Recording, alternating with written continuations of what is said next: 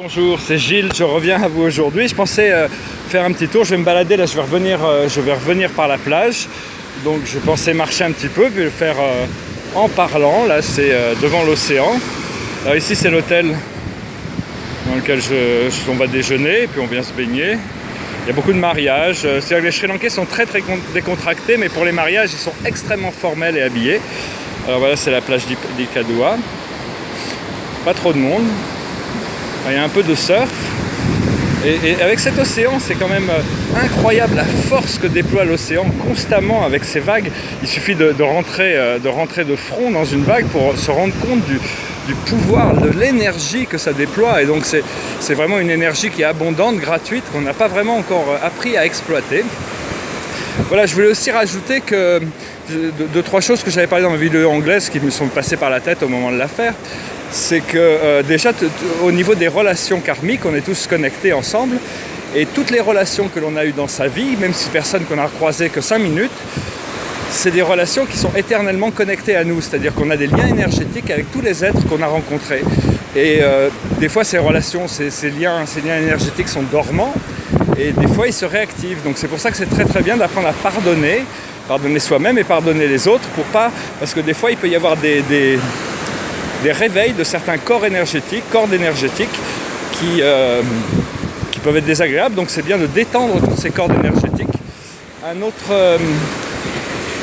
autre petit conseil qui vient de Thoth, l'Atlantien, le maître de sagesse, c'est que quand on est dans un problème, c'est qu'on est coincé dans un angle. Et quand on est dans un angle, il y a les cerbères, les chiens de l'enfer, qui nous aboient dessus pour nous permettre de rester bloqués dans cet angle. Donc la clé de ça, c'est quand on est un peu bloqué. Ah, un coquillage. Oh non, il n'est pas très beau. Il y a peu de coquillages ici, beaucoup moins qu'à Madagascar. Et donc quand on est coincé dans un angle, c'est d'arriver à sortir de l'angle en se mettant dans un cercle de lumière. Et à partir de là, il n'y a plus aucune accroche négative qui peut nous toucher. Et après, il suffit de trouver une courbe qui nous amène vers la destination que l'on veut essayer de trouver. Voilà, donc c'était juste un petit... Excusez-moi, je suis un peu essoufflé, là je viens de nager, je viens de me faire 10 longueurs dans la piscine, et donc je souffle. Les bateaux de pêcheurs. Mais c'est surtout, c'est moi que je me suis dit, là, vu que j'ai l'habitude d'habiter en ville, c'est un petit peu... je me suis dit, marcher un petit peu, c'est un peu exotique, ça change un peu.